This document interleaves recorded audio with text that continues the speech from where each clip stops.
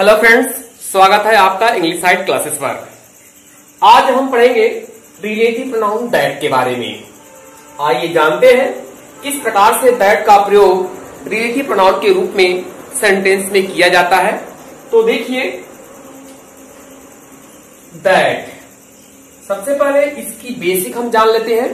क्या इसकी बेसिक है, क्या इसके बारे में फैक्ट्स हैं, उसके बाद हम इसके बारे में एडवांस पढ़ेंगे और फिर जानेंगे कि कैसे यहां से क्वेश्चंस बनते हैं। तो देखिए इसका बेसिक क्या है। सबसे पहले हम जान लेते हैं, ये जो दैट है वह एक रिलेटिव प्रोनाउन है।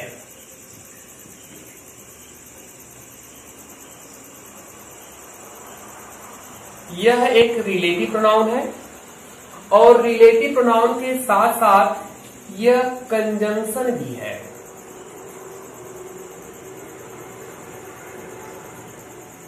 पहली पॉइंट है, इसका बेसिक है कि यह एक रिलेटिव प्रोनाउन का भी वर्क करता है और सेंटेंस में यह कंजंक्शन का भी वर्क करता है। यदि यह कंजंक्शन का कार्य करेगा तो इसका जो हिंदी अर्थ है वह की होगा, और यदि यह रिलेटिव प्रोनाउन का कार्य करता है तो इसका जो हिंदी अर्थ होगा वह जो, जिसे, जिसने, जिसको, ऐसा सेंस देगा। तो एक बात तो यहां कंफर्म हो गई है कि दैट सेंटेंस में as a relative pronoun use किया जाता है, एज अ कंजंक्शन यूज किया जाता है। अब जानते हैं इसके बारे में सेकंड पॉइंट। आइए सेकंड पॉइंट क्या है। दैट, जो दैट है यह एज अ सब्जेक्ट यूज होता है। दैट एज ऑब्जेक्ट यूज होता है। दैट का पोजेसिव केस नहीं होता है। जैसे आपने विच का देखा था, ऑफ विच, हु का देखा था, हुज, लेकिन दैट का कोई पोजेसिव केस नहीं होता है। इसलिए यदि कभी भी सेंटेंस में आपको ऑफ दैट जैसा सेंटेंस मिले तो यह सेंटेंस इनकरेक्ट होता है। जिस सेंटेंस में भी ऑफ दैट का आप प्रयोग देखेंगे वह सेंटेंस इनकरेक्ट होगा, क्योंकि ऑफ दैट एक पोजेसिव केस है लेकिन दैट का कोई पोजेसिव केस नहीं होता है, इसलिए यह सेंटेंस इनकरेक्ट होगा। तो ऑफ दैट के प्लेस पर सेंटेंस को इंप्रूवमेंट करने के लिए या तो हुज का प्रयोग कर दिया जाता है या तो ऑफ विच का प्रयोग कर दिया जाता है। दो पॉइंट क्लियर हो गए इसके बारे में। दूसरी पॉइंट क्या थी कि दैट सब्जेक्ट के रूप में यूज किया जाता है, दैट ऑब्जेक्ट के रूप में यूज किया जाता है और दैट का कोई पोजेसिव केस नहीं होता है, जैसे ऑफ दैट। यदि कोई किसी भी सेंटेंस में ऑफ दैट यूज कर दिया गया हो तो वह सेंटेंस इनकरेक्ट होगा। तो उसके प्लेस पर या तो आप इंप्रूव करने के लिए हुज का प्रयोग कर सकते हैं या तो आप ऑफ विच का प्रयोग कर सकते हैं। दो पॉइंट इसके बारे में क्लियर हो गई है। अभी हम एग्जांपल के थ्रू समझाते हैं। और तीसरी पॉइंट इसके बारे में जो मेन पॉइंट है, जो तीसरी पॉइंट है और मोस्ट इंपॉर्टेंट पॉइंट है, वह पॉइंट जान ले आप। तीसरी पॉइंट क्या है? तीसरी पॉइंट देखिए आप, जो दैट है वह सेंटेंस में लिविंग थिंग्स के लिए भी यूज किया जाता है, सजीव वस्तु के लिए भी यूज किया जाता है, खास बात है, और नॉन लिविंग थिंग्स के लिए भी इसका प्रयोग किया जाता है। देखिए मोस्ट इंपॉर्टेंट पॉइंट है कि दैट लिविंग थिंग्स के लिए भी यूज किया जाता है और दैट नॉन लिविंग थिंग्स के लिए भी यूज किया जाता है, लेकिन कब? जब वह रिलेटिव प्रोनाउन का कार्य करेगा। पॉइंट क्लियर हो गई है। आगे देखें इसके बारे में क्या है।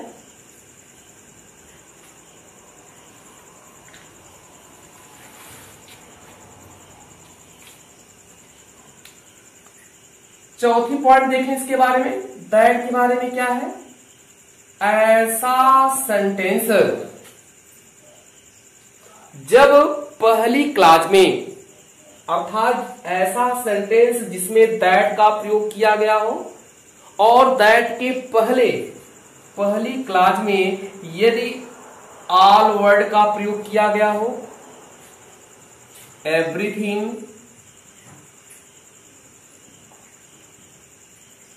Something, the only, the same, none, everybody, someone या सुपरलेटिव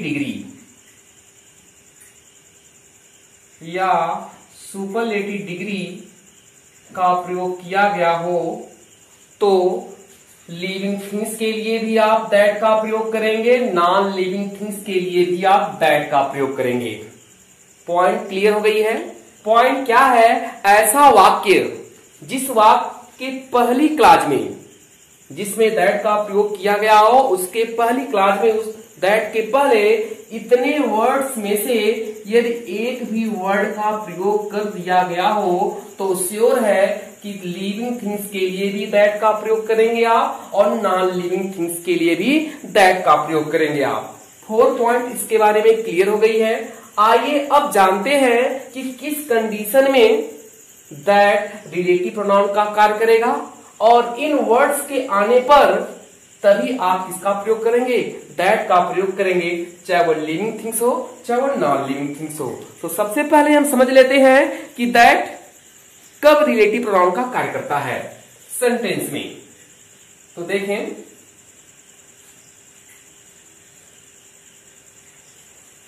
यदि किसी भी सेंटेंस में कॉन्सेप्ट है दैट का प्रयोग सेंटेंस के मिड पॉइंट में किया गया हो और इसके ठीक पहले एक नाउन का प्रयोग किया गया हो, यह नाउन चाहे वह सिंगुलर फॉर्म में यूज की गई हो या प्लूरल फॉर्म में यूज की गई हो, इसके ठीक पहले डिफिनिट आर्टिकल किसका प्रयोग कर दिया गया हो, द का, फिर यहां पर वर्ब आई हो और इसके ठीक पहले सब्जेक्ट हो और इसके बाद सब्जेक्ट, वर्ब, ऑब्जेक्ट या अदर वर्ड का प्रयोग किया गया हो। यदि सेंटेंस के बीच में दैट का प्रयोग कर दिया गया हो और इसके ठीक पहले एक नाउन का प्रयोग किया गया हो, चाहे यह नाउन सिंगुलर फॉर्म में हो या प्लूरल फॉर्म में हो या यह नाउन लिविंग हो या नॉन लिविंग हो, पॉइंट ध्यान दीजिएगा, नॉन लिविंग हो, दोनों कंडीशन में यह दैट रिलेटिव प्रोनाउन कहा जाएगा। चाहे वह यह नाउन लिविंग हो चाहे यह नाउन नॉन लिविंग हो, चाहे सिंगुलर हो या प्लूरल हो, दोनों कंडीशन में यह दैट रिलेटिव प्रोनाउन कहा जाएगा। लेकिन जब इतने वर्ड्स में से एक भी वर्ड इस दैट के पहले अर्थात नाउन के ठीक पहले, इस नाउन के यहां पर उसका प्रयोग कर दिया गया हो तभी आप इसका प्रयोग करेंगे, दैट का प्रयोग करेंगे। जैसे यदि मैं एक सेंटेंस लिखूं,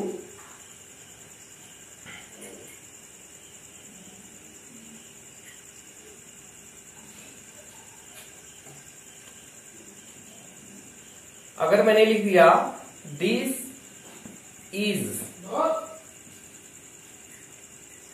the only pen, this is the only pen, यदि यहां पर मैं दैट लगा दूं, दैट या विच लगाऊं या मैं हु लगा दूं या होम लगा दूं आई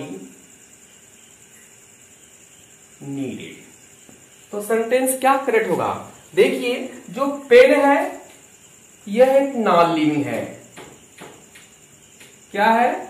नॉन लिविंग है। तो नॉन लिविंग के लिए किसका प्रयोग किया जाता है? विच का प्रयोग किया जाता है। और नॉन लिविंग के लिए ही किसका प्रयोग किया जाता है? दैट का। लेकिन दोनों में डिफरेंट है।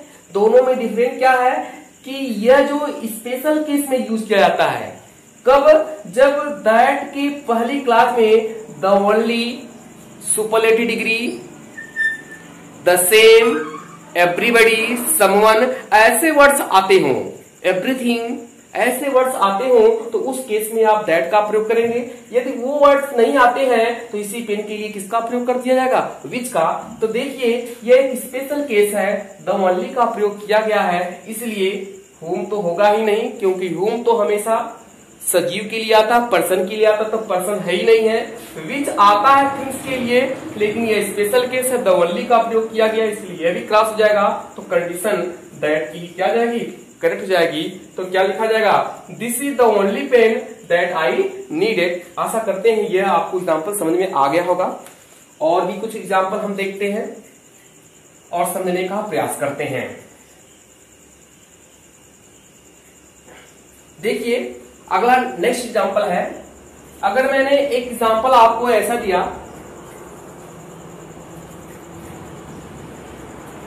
ही इज द मोस्ट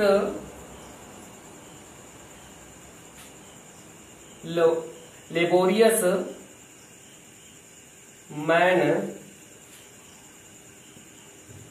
दैट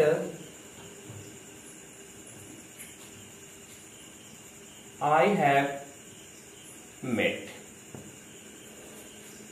देखिए एग्जाम्पल्स को, दैट का प्रयोग कर दिया गया है। दैट के पहले एक नाउन ला दी गई है, तो जब दैट के पहले नाउन आती है, चाहे वो लिविंग हो या नॉन लिविंग हो, तो तभी दैट क्या कहा जाएगा? रिलेटिव प्रोनाउन के रूप में, अर्थात रिलेटिव प्रोनाउन कहा जाएगा। लेकिन यदि उस नाउन के पहले कौन सी डिग्री आई हो? सुपरलेटिव डिग्री आई हो, तो सुपरलेटिव डिग्री के लिए किसका प्रयोग करते हैं? दैट का ही प्रयोग करते हैं। लेकिन यदि आपके एग्जाम्पल में या आपके एग्जाम में यहां पर हु लगा दिया गया हो या हुम लगा दिया गया हो, तो यह दोनों कंडीशन रॉन्ग हो जाएगी। यद्यप हम जानते हैं कि हु का प्रयोग नेम ऑफ पर्सन के लिए यूज किया जाता है, नेम ऑफ पर्सन के लिए यूज किया जाता है, और हुम का प्रयोग भी नेम ऑफ पर्सन के लिए ही यूज किया जाता है। दोनों नेम ऑफ पर्सन के लिए ही यूज किए जाते हैं, किंतु जब नेम ऑफ पर्सन के पहले सुपरलेटिव डिग्री का प्रयोग कर दिया जाता है, कुछ स्पेशल वर्ड्स का प्रयोग कर दिया जाता है, जो मैंने लिस्ट आपको बता दिया है, तो उस केस में केवल किसका प्रयोग करेंगे? दैट का। चाहे यह नाउन लिविंग हो या नॉन लिविंग हो, चाहे सिंगुलर हो या प्लूरल हो, तो आप समझ गए होंगे कि हुम तो होगा ही नहीं, हु भी नहीं होगा, तो कंडीशन किसकी रही? दैट की रही। इस प्रकार से ये एग्जाम्पल आपका क्या हो गया? करेक्ट हो गया है। और भी कुछ एग्जाम्पल देखें आप। तीसरा एग्जाम्पल है, the girl of that father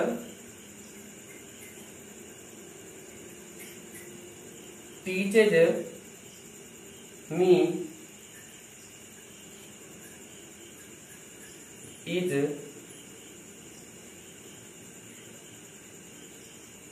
a hard working man।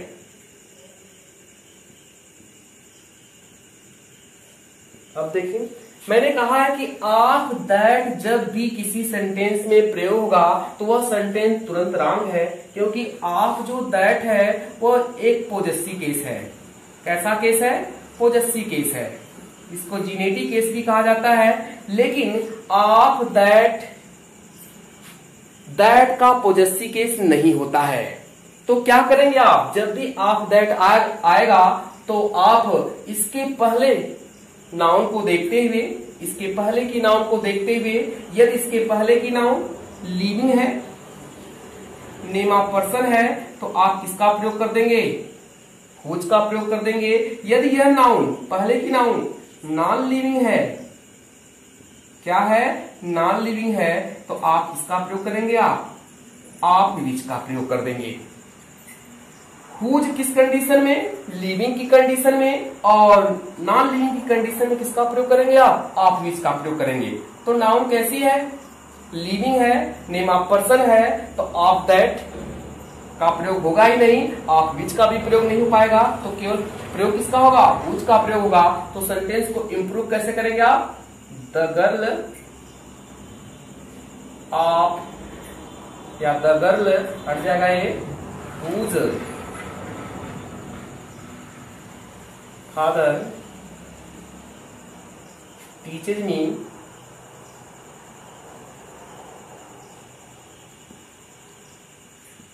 Is a hard working man.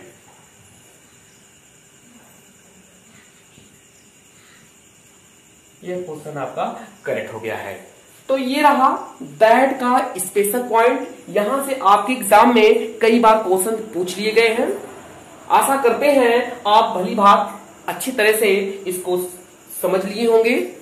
मैंने रिलेटिव प्रोनाउन की सेपरेट वीडियो, जितने भी रिलेटिव प्रोनाउन थे, 6 रिलेटिव प्रोनाउन थे, सबकी मैंने सेपरेट वीडियो अपलोड कर दी है। आप उसे जरूर वॉच करें और लाभ उठाएं।